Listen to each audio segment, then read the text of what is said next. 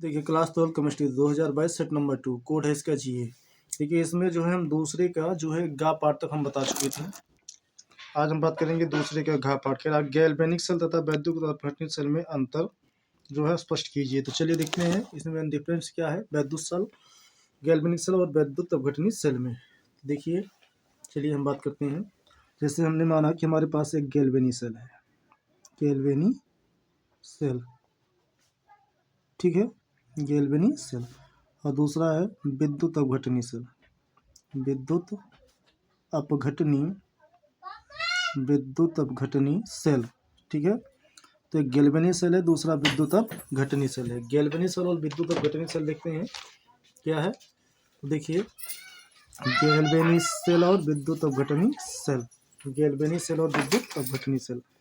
देखिए galvanic cell में हम कहेंगे यह जो है नंबर एक, यह जो है रासायनिक ऊर्जा को, यह रासायनिक ऊर्जा को, यह रासायनिक ऊर्जा को, यह रासायनिक जो है, यह रासायनिक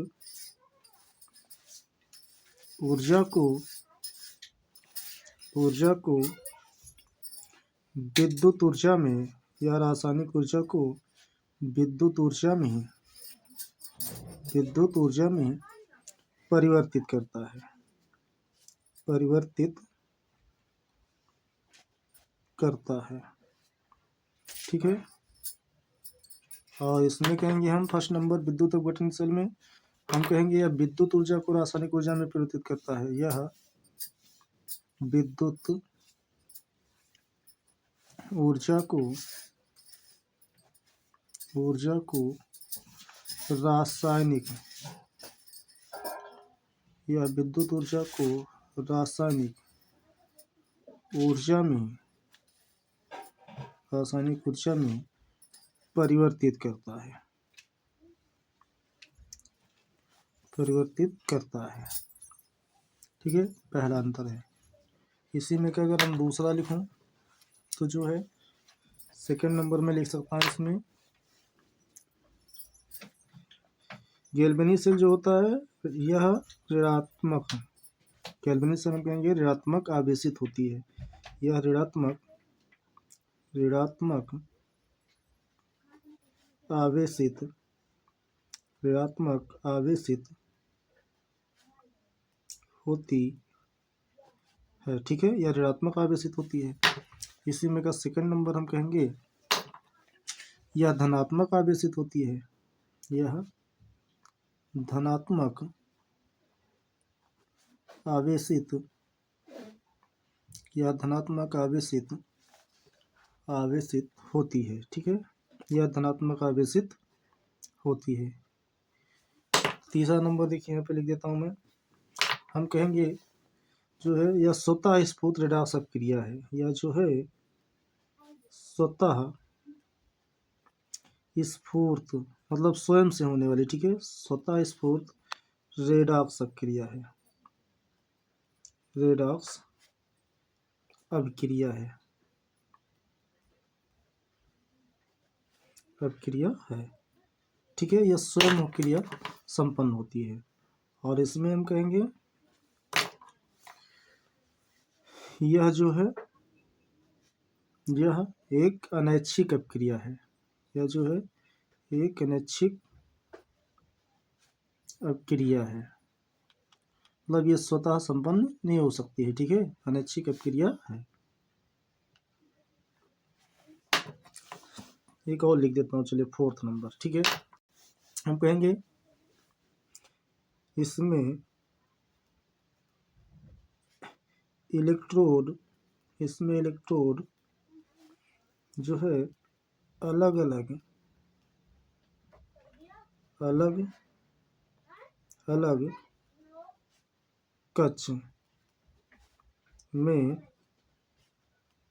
रखे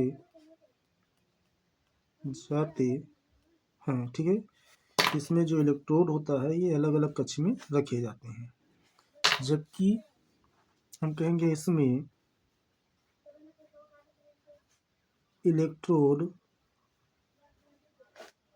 एक ही कक्ष में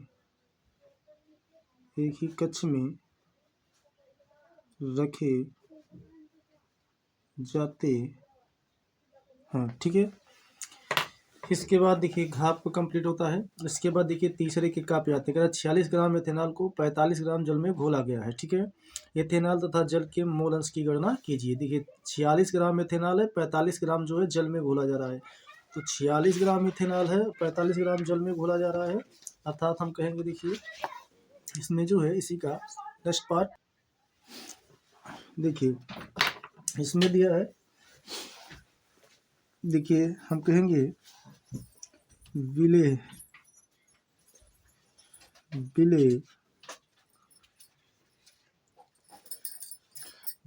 का भार, स्मॉल लेटर का W इक्वल टू दिया है 46 ग्राम। ठीक है, और विलेय का अणुभार देखिए, विलेय अर्थात एथेनॉल, एथेनॉल का फार्मूला होता है C2H5OH। विलेय का अणुभार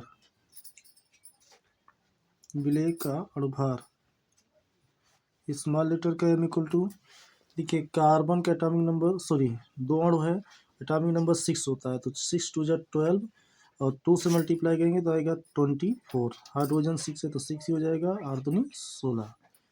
तो देखिए 16 4 20 20 40 46 ये भी हो जाएगा। ठीक है, विलायक हमारे पास है, विलायक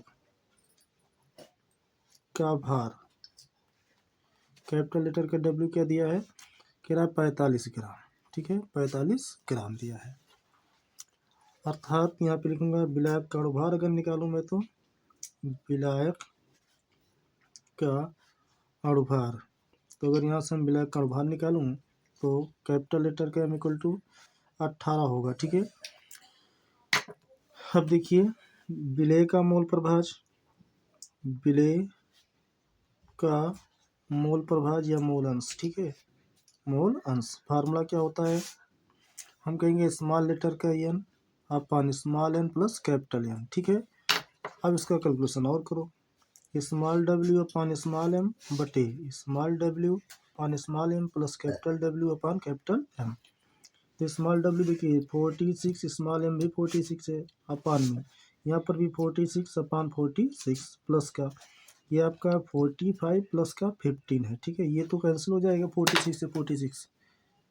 ठीक है, यहाँ पर भी ये कैंसिल हुआ, हमारे पास आया क्या, ऊपर आएगा 1 अपान में, यहाँ पर भी 1 प्लस इसको काट दो, 5 3 जा 15, 5 9 जा 45। ठीक है, अभी भी 3 से कैंसिल होगा, 3 3 जा 9, मतलब 1 प्लस का 3, ये बन जाएगा हमारे पास 1 अपान का 4। ये रहा जो है विलेय का मोल अंश।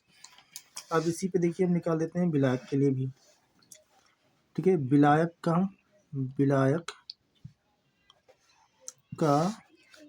मोल अंश, विलायक का मूल अंश दिखता हूँ, इसके लिए मैं कहूँगा equal to capital N upon small n plus capital N। ठीक है, इसका फार्मूला होगा। अब यहाँ पे देखिए थोड़ा सा, तो कैपिटल N देखिए भार बटा अणुभार होता है, यानी कैपिटल W अपान कैपिटल M टोटल का पानी, इसका वैल्यू हम निकाल चुके हैं। देखो इसी को सॉल्व किया हो तो हमारे पास क्या है 314 आया, तो यहाँ पे डायरेक्टली मैं 4 रख देता हूँ। ठीक है, अब ये कितना हमारे पास है, ये 45 अपान का 18, सॉरी ये 18 है भाई, तो 3 6 जा 18 होगा ये। ठीक है, 3 6 जा 18 होगा, और ये होगा 3 1 जा 3 3 5 जा, ये होगा 9 नहीं है सॉरी, 3 1 जा 3 3 5 जा 15, ये बनेगा 3 2 जा 6 3 5 जा 15, ये आएगा सॉरी 5/2 आएगा, 5/2 आएगा। अब इसको थोड़ा सा और कैलकुलेशन में कर देता हूँ। ठीक है, तो ये निकल कर आएगा हमारे पास 1 अपान का 2 1 जा 2 5 2 7 अपान का 4। ठीक है, ये बनेगा 7 अपान का 4, और ये फ्रैक्शन अपोजिट हो जाएगी तो हो जाएगा 4 अपान का 7। ठीक है, और यहाँ पे कि 4 नहीं है भाई, ये जो है मैंने कैलकुलेशन इसका किया है, तो ये आ रहा है 7 अपान का 4, 7 अपान का 4। अब यहाँ पर भी मैं रख देता हूँ 7 अपान का 4, तो ये बन जाएगा 45 अपान का 18 मल्टीप्लाई 4 अपान का 7, ये कैंसिल हो जाएगा। देखिए ये बनेगा 2 2 जा 4 2 9 जा 18, 9 1 जा 9, 9 5 जा 45, 5 2 जाएगा ये हमारे पास 10, 5 2 जा 10 अपान का 7। ठीक है, ये रहा इसका आंसर। इसके आगे नेक्स्ट डे। Thank you.